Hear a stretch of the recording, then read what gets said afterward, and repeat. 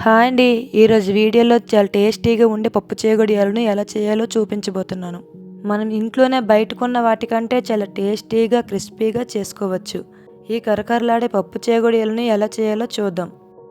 ముందుగా ఒక బౌల్లోకి హాఫ్ కప్పు పచ్చిశనగపప్పును తీసుకొని బాగా కడిగి మూత పెట్టి 3 గంటల వరకు నానబెట్టుకోవాలి. 3 గంటల తర్వాత చూస్తే చూడండి, పప్పు బాగా నానింది. ఇలా నానబెట్టుకున్న పప్పును నీళ్ళన్నీ వంపేసి పప్పును ఏదైనా క్లాత్ పైన వేసుకుని తడి లేకుండా తుడుచుకోవాలి. లేదంటే ఫ్యాన్ కింద 5-10 నిమిషాలు ఆరబెట్టి అయినా తీసుకోండి. ఇలా రెడీ చేసుకున్న శనగపప్పును పక్కన పెట్టుకోండి. ఇప్పుడు ఒక ప్లేట్ తీసుకొని 1 కప్పు బియ్యం పిండి, అరకప్పు మైదా పిండిని జల్లించి తీసుకోండి. ఇలా బియ్యం పిండిలో సగం మైదా పిండి వేసుకోవడం వలన చేగోడలు చాలా పర్ఫెక్ట్గా వస్తాయి. మీరు కావాలంటే మొత్తం మైదా పిండితో అయినా కూడా చేసుకోవచ్చు. మనం బియ్యం పిండి, మైదా పిండిని ఎంతైతే తీసుకున్నామో దానికి సమానంగా నీళ్ళను తీసుకొని వేడి చేసుకుందాం. అందుకోసం స్టవ్ ఆన్ చేసి కడాయిలో 1.5 కప్పు వరకు నీళ్ళను తీసుకోండి. ఇప్పుడు ఇందులోని రుచికి సరిపడినంత ఉప్పుని, 1/2 టీ స్పూన్ కారం వేసుకోవాలి. మీకు చెగోడీలు కలర్ఫుల్గా బయట కొన్నట్టుగా రావాలి అనుకుంటే చిటికెడు ఫుడ్ కలర్ వేసుకోండి. నేనైతే ఫుడ్ కలర్ వేయకుండా చేస్తున్నాను.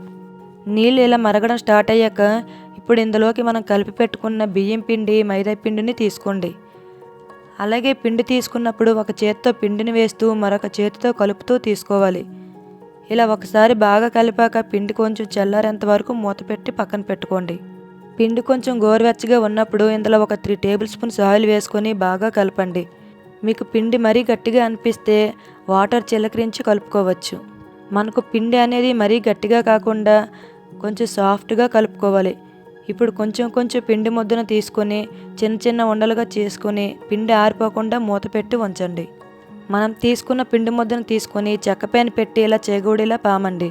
ఇలా మందంగా పాముకుంటేనే శనగపప్పు అనేది బాగా పడుతుంది.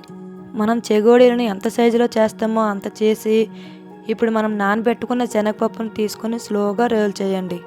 ఇలా శనగపప్పులను బాగా పట్టించాక 2 చివర్లను ఇలా కలిపి రింగులా చుట్టండి. ఇలాగే మిగతా పిండి మొత్తాన్ని కూడా చెగోడీలా ప్రిపేర్ చేసుకోండి. ఇలా అన్నీ ప్రిపేర్ చేశాక వీటిని ఫ్రై చేయడానికి డీప్ ఫ్రైకి సరిపడా ఆయిల్ పెట్టుకొని బాగా వేడి చేయాలి. ఆయిల్ బాగా వేడయ్యాక కడాయికి సరిపడా చెగోడీలను వేసుకోండి. మరీ ఎక్కువగా వేసి ఫ్రై చేస్తే వీటికి అతికించిన పప్పు అనేది ఊడిపోతుంది.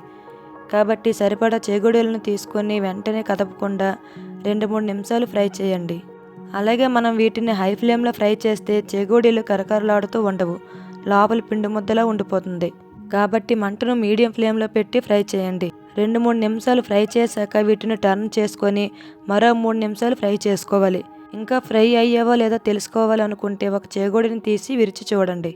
విరిచేటప్పుడు లోపల తడిగా లేదా పిండిలా అనిపిస్తే ఇంకొంచెంసేపు ఫ్రై చేసుకోండి. చెగోడీలు బాగా ఫ్రై అయ్యాక తీసుకోండి. ఇలాగే మిగతా వాటిని కూడా ఫ్రై చేసుకుంటే టేస్టీగా పప్పు చేగోడీలు అయితే రెడీ అయిపోయినట్లే. ఈ పప్పు చేగోడీలు చాలా టేస్టీగా ఉంటాయి. మీరు కూడా ఈ పప్పు చేగోడీలను ట్రై చేయండి. మీకు ఎలా వచ్చాయో కామెంట్ చేయండి.